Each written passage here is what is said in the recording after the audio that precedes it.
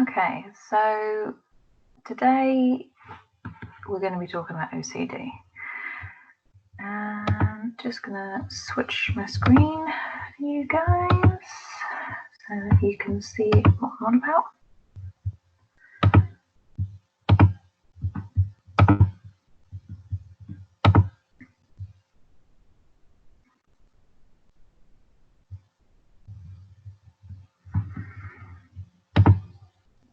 Okay, so hello, welcome. Today we're going to be talking about OCD. So there are two different aspects that we're going to cover in this lesson today. So we're going to talk about the different characteristics of OCD, and so that includes the behavioural, the emotional and the cognitive characteristics of it, and we're going to have a look at some of the explanations for it. Now, the explanations will focus on the biological aspects of OCD, which are obviously not the only aspects of it. Like all the different disorders that we have looked at in psychopathology, it is only one focus of the specification. It is not the only way that you treat these disorders. There are obviously multiple ways that we treat disorders, just as there are multiple things in terms of psychology. So we're going to talk you through the different characteristics of it at first. And OCD is often a very misunderstood disorder. It's actually a lot more serious than people kind of realise. So you often hear people saying, oh, well, I'm a little bit OCD because they like things to be done in a certain way. No, you're not OCD. You're just being very particular. So hopefully I can demystify some of that, and I have a wee video to show you as well during this lesson too. So we are now at the point where we can potentially identify different patients with different disorders. So I've got three gentlemen here, and I'm just going to read out the scenarios, and I just want you in your heads to have a little think about what they might be suffering with in terms of a mental health problem. So I've got Graham, who's been suffering from a lack of energy and tiredness for several weeks. He has stopped going out to see his friends and finds he cannot sleep. He also feels worthless and sad most of the time too. We also have Terry. So Terry is finding it more and more difficult to leave the house due to his need to repeatedly check that the oven is turned off and that the windows and the doors are locked. He feels extremely anxious unless he can complete these checking rituals. And finally, we've got Richard. So he's been suffering from panic attacks now for several months. And the attacks are so upsetting that he has stopped leaving his house just in case one happens. So a little bit of thinking time. What do you think the disorders are? So have a little think about the ones that we've already looked at. Think about the one you haven't covered yet. And where does it fit? So for those of you who are thinking that Graham was suffering from depression, you would be correct.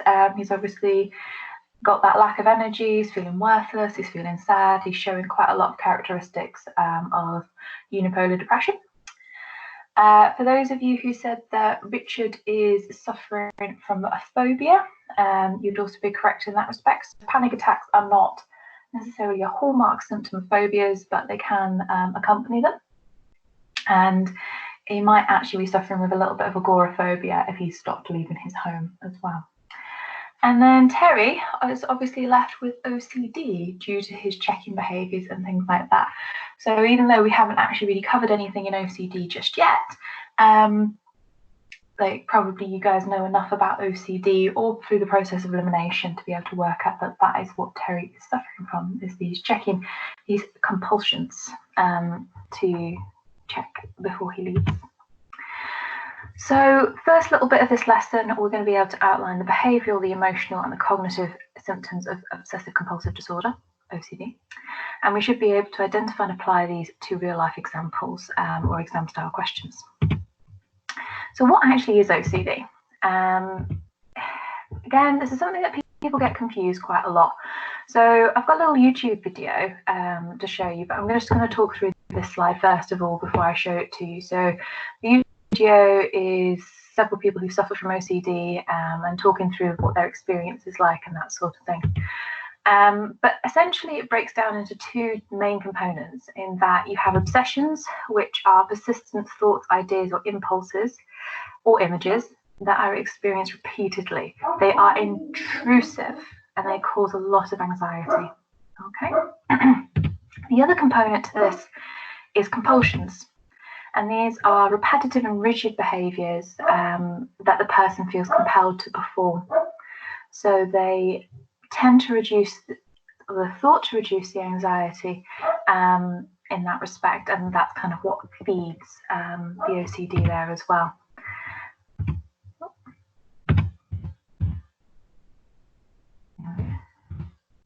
Sorry, slight technical malfunction. So you have the obsessions, which are the mental component of OCD, and you have the compulsions, which are the behavioural component of OCD. So if you kind of think of it like that, then that means you'll not get yourself confused. Obsessions are thoughts, compulsions are behaviours. So I'm just going to show you the little video. So if you just bear with me while I swap in things over.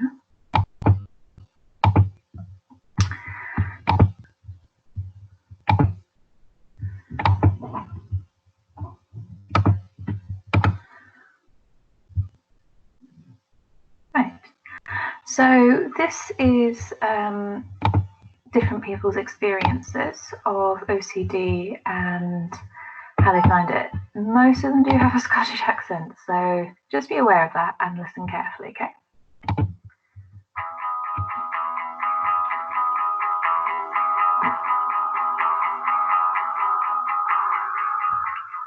So when I do leave, like I'll lock the door and then like I have to push it just to make sure it's definitely locked, even though like I know I've locked it, and I'll walk away from it, and then sometimes I have to go back. Well, usually I'll go back and push it again, it's definitely shut. And sometimes I try with the keys again, I'll open it again and just make sure it's definitely. And then sometimes I can go all the way down the stairs and then need to go back up and do it. I mean, it can be anything from over cleaning, disinfecting things in the house to rituals that have ADD and perform, and it's like I'm still obsessed. It can be quite distressing anyway, but it kind of interfere in my life.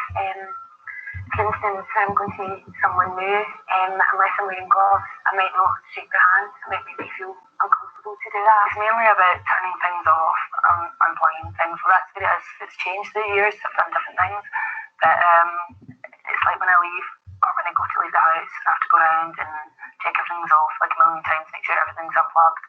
And I went in the kitchen and it's a gas thing and I have to check they're all at 0, there's 5 off, then I have to count 1, 2, 3, 4, 5. It makes me late for everything. It stresses me out, and it means by the time I leave the house, I'm just like, like in a bit of a state. OCD is an anxiety disorder, and it has certain elements. One is compulsion to have particular thoughts, thoughts that are worrying and upsetting. Also compulsions to perhaps do things like to check all the time, rituals that you have to go through in order to ensure your safety.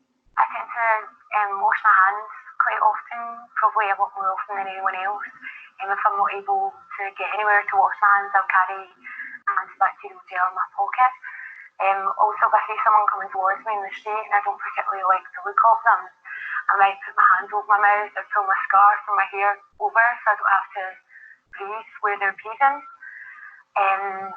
When I go out of a room, I sometimes will switch the light off, then repetitively switch it on and off before I can leave the room. I have to do it a certain amount of times. It was more like discussing OCD with other people, people that, I didn't know it had a title and it was a actual thing. It's just like when I was younger, and just now I've always done things, and I never knew when I was younger what it was. But when I spoke to friends about it, it's like other people do these things and there's an actual condition, and then it's, I've been to therapists and so I know that's what it is. I realised I had OCD probably when I was about 15 or 16 years old. I think that what had caused it was maybe a combination of two things. My mother also suffers from OCD, and 2 years previous to when I first discovered I had it, we had an unfortunate death in the family and my father passed away, which obviously endured a lot of stress because of that. So it was really bad, and like when my mum died or when I miscarriage and stuff, it always gets worse.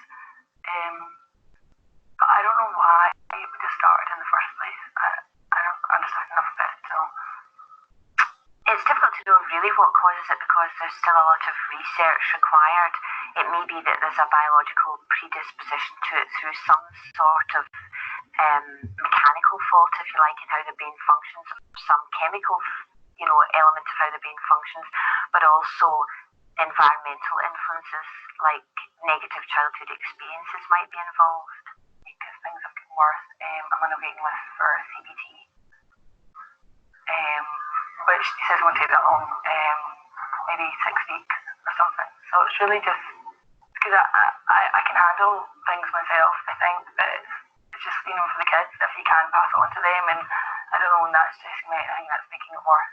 Cognitive behavioural therapy is often used to try and change the way people think, and as part of OCD is having compulsive thoughts, is having the same thought recurring and the same negative thoughts recurring and the same dangers associated with not completing ritual behaviours, then trying to change the way somebody thinks in order to change their behaviour can be quite productive and is sometimes used as a treatment for OCD.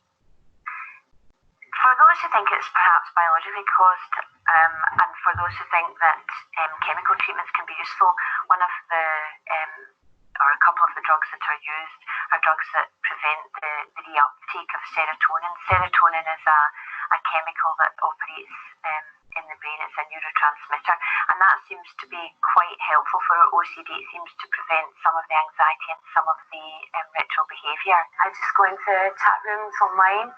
There's also a self-help group that I go to once a month with other sufferers, and we discuss our symptoms and ways to make each other's lives easier.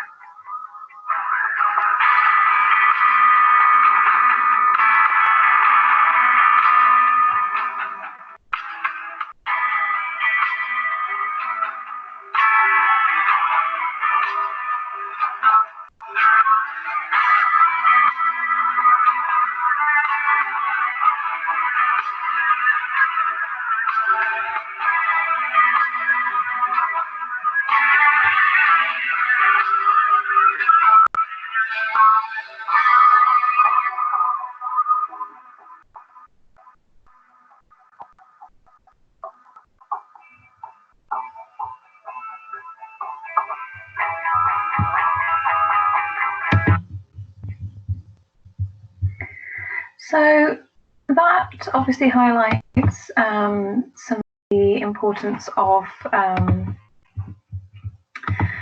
the different explanations, the different treatments and stuff, but hopefully gives you an idea of the sort of problems that people with OCD have, some of the struggles that they have in that respect. There is a lot of interesting stuff coming out at the moment due to the pandemic in terms of how this is affecting people with OCD, and that it's actually making symptoms a lot more severe for people with these sorts of disorders. So if you're interested in that, keep an eye out for those sorts of articles as well.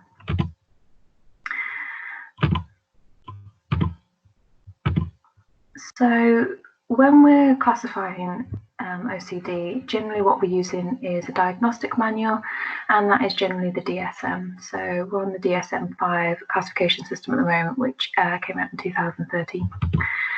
So they describe the main symptoms as recurrent obsessions and compulsions, the recognition by the individual that the obsessions and compulsions are excessive and or they are unreasonable. So going and checking your door is locked multiple times is excessive and unreasonable. And that the person is distressed or impaired, and that their daily life is being interrupted, disrupted, distorted by the obsessions and the compulsions. And I think that's kind of the key thing there, in terms of when people are talking about, oh, I'm a little bit OCD, etc., is that generally these sort of perfectionist tendencies that people are describing don't cause distress. So it might be that you like to eat your peas first on your plate, or you like to keep your food separate, but it doesn't necessarily cause you distress if they are touching or whatever. If it does, then it's maybe a little bit more serious and it's starting to affect your daily life. So it's thought that about 2% of the population will suffer from OCD at some point in their lives. I mean, its links are very common to anxiety. So if you suffer from anxiety, then OCD can be quite a common comorbid disorder. Equally common in males and females, but females tend to suffer with cleaning contamination obsessions, and males tend to suffer with religious or sexual obsessions.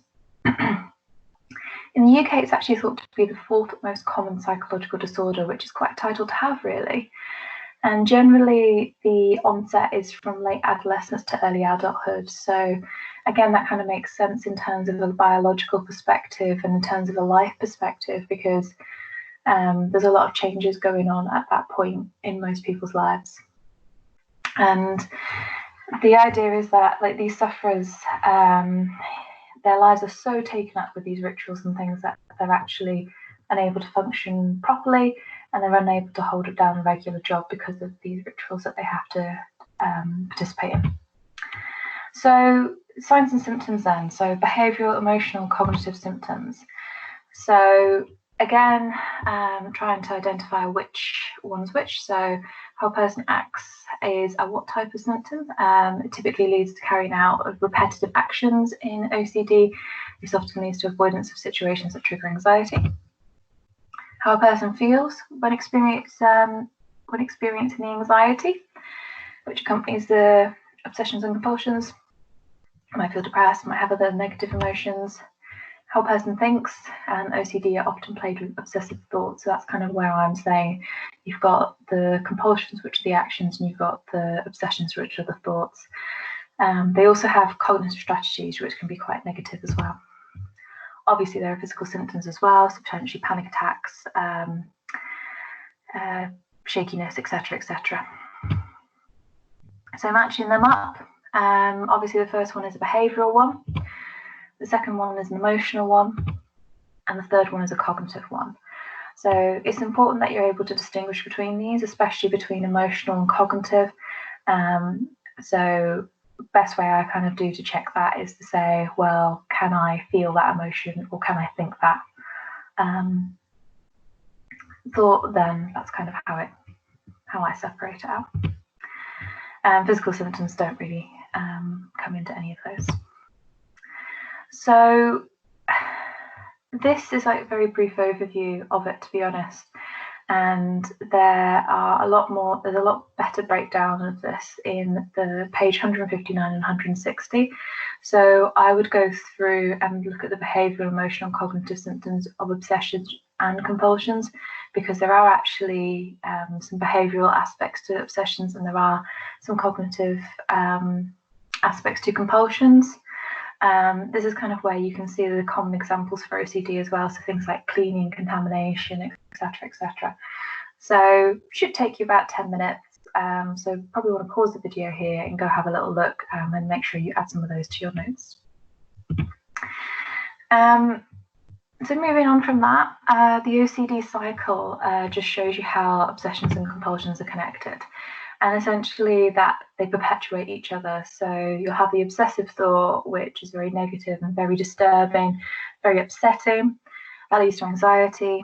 In order to reduce the anxiety, you complete the compulsive behavior, which might be checking, might be counting, might be whatever it is. By doing the compulsive behavior, that brings you relief, but it's only temporary before you get another obsessive thought, which causes anxiety, which causes behavior, and so on and so forth, which is why it's referred to as a cycle. So let's try and put some of this into practice then. So a lot of these sorts of questions in terms of symptoms and diagnoses, they tend to use application questions. So these are the sorts of things you'll get in the exam that you should probably have a go at practicing. So it's only worth 2 marks, this one, so we'll do this one in our heads. So Stephen describes how he feels when he's in a public place. I always have to look out for people who might be ill. If I come into contact with people who look ill, I think I might catch it and die. If someone starts to cough or sneeze, then I have to get away and I have to go clean myself very quickly. So outline a cognitive characteristic, outline a behavioural characteristic that can be described, identified from this description. So you might want to read it through yourself again in your head. I'll give you a little minute. Probably want to pause it here and have a little think. and we'll have a look at the answer. So 2 marks for this. Cognitive characteristics of OCD would be things like hypervigilance, so looking out for people who are ill. So well done if you spotted that, in terms of like, you know, actively seeking. Probably more of you identify the second point in that catastrophic thinking even. I might catch it and die. That one is much more like an obvious cognitive characteristic. And you can see here that they have actually given them names. So I think kind of saying, you know, I might catch it and die, that's obviously a cognitive characteristic. And you also get a mark for identifying the behavior characteristic. So things like repetitive cleaning, I have to clean myself, I have to go away and clean. There's also the behavior characteristic of like avoiding them. So if you said, oh, well, I have to get away, so that's a behavior characteristic as well, like that avoidance there too. So well done if you got those. Another one for you. So Gavin describes his daily life. I sometimes get gripped with the thought that my family is in danger. In particular, I worry about them being trapped in house fire. I now find that I can only calm myself if I check that every plug socket is switched off so that an electrical fire couldn't start. I used to switch each socket on and off, but now I have to press each switch 6 times. It takes me ages to leave the house. Outline 2 characteristics of obsessive compulsive disorder and refer to Gavin. So it's worth 4 marks, this one. So again, you need to identify the different characteristics. It's kind of left it open for you. So again, you might want to read it, might want to pick out the bits that are relevant. It's 4 marks, so it's probably worth writing this down, because the sort of structure that you need to practice with the exam is quite important in this respect too. So it might be worth like having a go at writing this down. So again, pause the video and have a little go. Okay, so hopefully you've had a little go at that. So for this, it's 2 AO1s and it's 2 AO2s. So this is the AO1 stuff. So cognitive characteristics would be irrational belief or persistent recurring thoughts, so catastrophic thinking, such as thinking my family is in danger and might get trapped in a house fire. You might have also talked about emotional characteristics, so that would be the anxiety or the reduction of anxiety, and relating it back to it, such as I worry about them, or I feel calm after making sure a fire cannot start. And obviously the behavior characteristic is that repetitive action, so the checking it 6 times. It is only asking you for 2, so if you talk about all 3, you unfortunately will not get more than that. So you need to identify what are the emotional, cognitive or behavioural characteristics. You get marked for those, correctly identifying those, and then you get the AO2s for applying the little bits of the scenario to it as well. And they're quite nice, easy marks if you're able to match them up correctly. But they do require a little bit of practice, so you will get lots of practice in this sort of question moving forward in the course. So we're going to talk a little bit about the biological explanation now. Like I said, this is not the only explanation of OCD. Obviously, it has some really large cognitive aspects to it because of the obsessive thoughts and things, but we're going to focus on the biological approach. And there's 2 main aspects to this, which are the genetic and the neural explanations. But first, it's probably worth having a little bit of a remember of what the biological approach is actually all about. So what sort of things can you remember? Maybe worth jotting them down on a scrap of paper. What sort of things can you remember about the biological approach? What does it involve? What sort of things should you be thinking about with it? If you really can't remember, then here it is to help you out. So it's about biological structures and processes and how they impact on behaviour. So it's about saying, you know, the body does have an impact on our behaviour, which seems obvious, but also not very obvious when you're thinking of psychology, because you kind of get a bit obsessed with the mind. But actually, a lot of the processes and stuff we do have an impact on that too. Genes can affect our behaviour, and these will influence individual psychological differences. within people. So like inheriting different behaviours, inheriting different characteristics. Evolutionary psychology is particularly good at that, and evolutionary psychology is kind of linked to the biological approach. That psychologists should study the brain and nervous system and other biological systems. They shouldn't be studying the mind, they shouldn't be studying thoughts. And that chemicals in the brain, aka our neurotransmitters, and our body, the hormones, are related to an individual's behaviour. So having different levels of neurotransmitters and hormones in the body will affect your behaviour and will affect how you react to things. So hopefully by the end of this, we'll be able to outline genetic and neural explanations for OCD. We're going to have a look at least one research study into the genetic explanation for OCD. And we might be able to do some evaluation of this as well, some biological explanations for OCD as well. So the first one we're going to look at is genetics. And genetics are quite a common thing that crop up in psychology. We talk a lot about twin studies, we talk a lot about comparing people's concordant traits and things like that. So unsurprisingly, it's been proposed that OCD has a genetic component to it and that it can be passed on in families. So the reason why someone develops OCD is partly down to their genes, and this might explain why parents have OCD, and this might explain why siblings, etc., also have OCD. So one of the key studies of this is the Groot-Heest, Kath, Wiekman and Boomsma study from 2005. It's quite a long study, so it's on page 185. It's a twin study. So what I would like you to do is to go through it and make an overview of the aim, the procedure, the findings, the conclusion. There'll be a bit of an evaluation as well. So it's just to kind of wrap your head around the fact of what they found with the twin studies, etc., etc., and comparing those. It is, a meta-analysis study. So there is lots of studies that they're reviewing, and it makes it quite comprehensive in this respect. The other thing that I want you to have a little consider of is methodological issues. And methodological issues are to do with how the study's been set up. So because it's a meta-analysis, you kind of need to comment on the pros and cons of doing that. So meta-analysis is great in some ways, but they're also not so fantastic in others. So you do not need to copy down the whole thing from 185, but having a little read through, getting a little bit of understanding of it will really, really, really help you. It might help to read the conclusions first before you go back and read the findings and the procedure and things like that, and that will give you the basic gist of the study. Obviously there's other research though. There was a lot of studies here, and I know people get a bit hung up on studies and say, why do we need so many, etc., etc.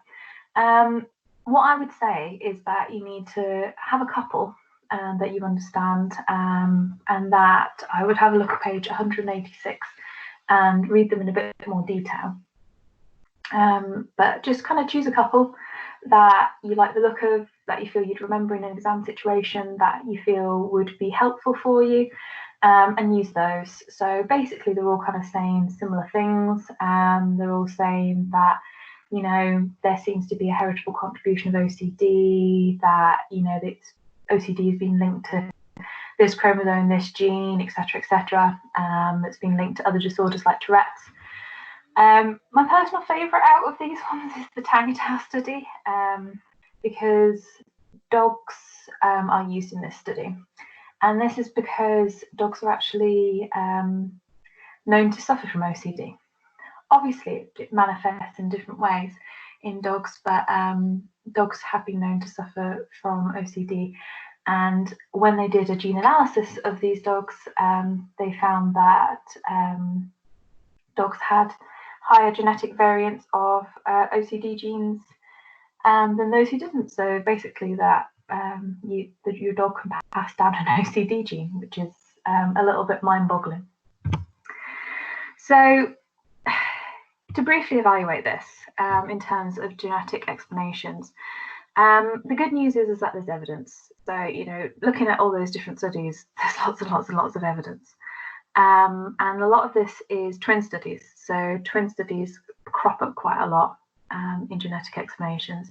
Like I said, it's worth going back, having a little read through of the research and making sure your notes are nice and robust for that. But there's also problems with this too. So family studies can also be used for environmental influences. If you're a twin, generally you're being raised in the same household, and it might actually be environmental impacts rather than your genetic impacts. Even twins have different variations in the way that they are constructed in their experiences. It could also be an SLT explanation, so a social learning theory one, in that if you live with someone who has OCD, you might just take on those behaviours and imitate them. So you might find that there are quirks that are passed down from families in that respect. So ultimately, it's actually really difficult to separate environment and genetic factors, because you might be arguing that it's nature, but actually there's probably quite a lot of nurture in there too. So have a little go at these questions. Explain the role of genes in OCD for 4 marks. So you might want to talk about some research. You might want to talk about what genes actually do with the OCD, like how do they actually bring about OCD. Give it some research for 4 marks. And explain 2 limitations of genetic explanations for OCD. So I've just talked you through some evaluated points.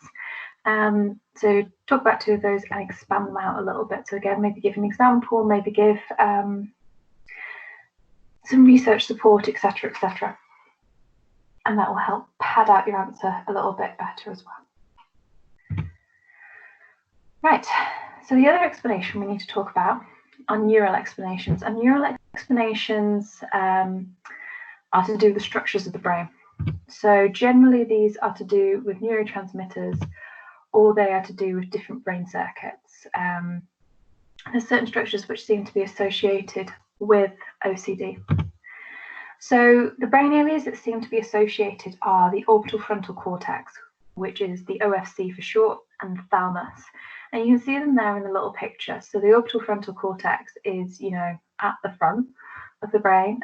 It's cortex, so it's in the outer grey area of the brain. So when you slice the brain, there's white matter and there's grey matter. It's in the grey matter. And orbital frontal, so it's like tucked just behind your eyes. So if you think about that, it's like right in your forehead, kind of behind your eyes. That's your orbital frontal cortex.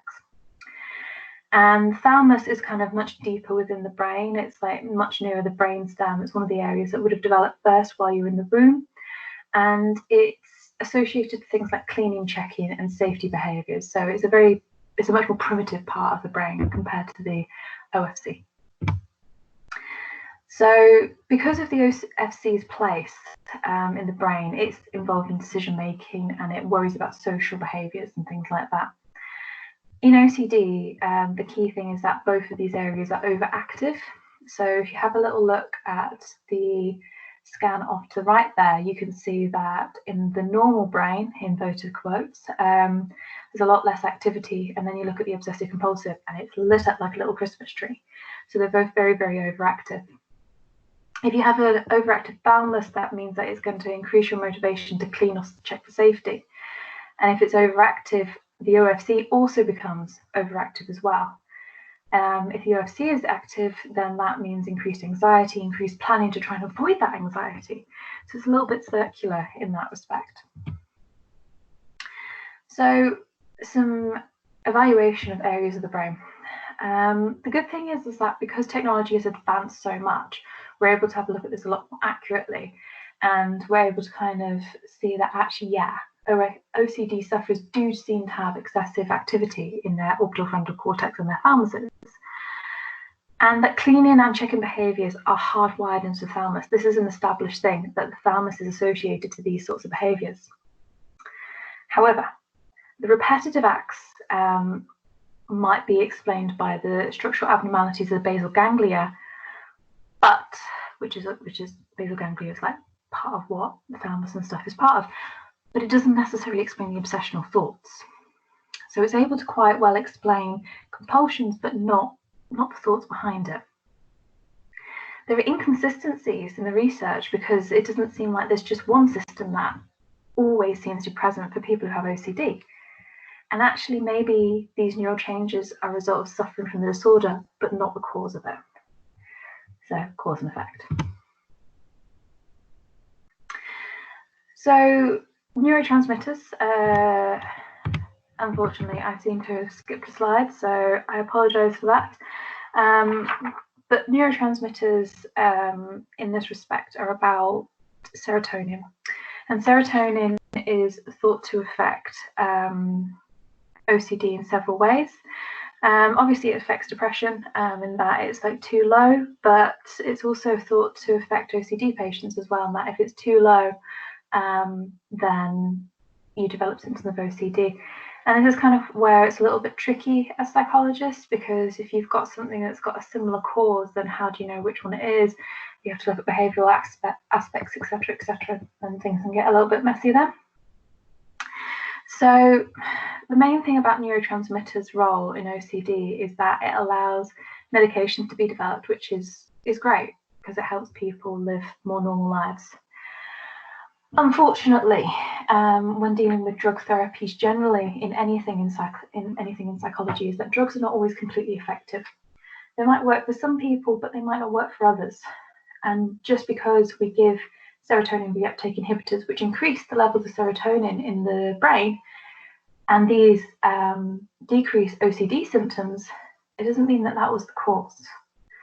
So you might just be treating the symptoms and not the cause. Interestingly as well, there's also a time delay. So between taking those drugs and any improvements. But when you look at the brain, the chemical imbalance is actually addressed very, very quickly. So why isn't it effective straight away? So that's something interesting that we need to have a little think about. I would have a little look on page 188 for some different studies about brain areas and serotonin levels. So there's a study by Zahar et al. From 1987. There's a study from WHO in 2006, which is also linked to serotonin. There's also alternative explanations, so mainly the evolutionary explanation about OCD, and there's also a cognitive explanation. So, you know, biological explanation is not the only one. So it might be worth having a little look at those and having a think about those for your AO3s. So again, have a little go at some of the short questions here. So outline the neural basis of OCD, describe one argument in favour of the neural basis of OCD, and evaluate the biological approach to explaining OCD. So have a little go at those questions. Be careful with question 3 because it just asks you to evaluate the biological approach. So you shouldn't really have any A1s in there. It should all be evaluation for you. There is also an essay at the back of the PowerPoint as well. So if you fancy having a little go at that, describe and evaluate the biological approach to explaining OCD. It's worth 12 marks, but that is optional. That is not compulsory. Okay. So I hope that's been helpful. If you have any questions, obviously get in touch with your teacher. And I look forward to our next discussion.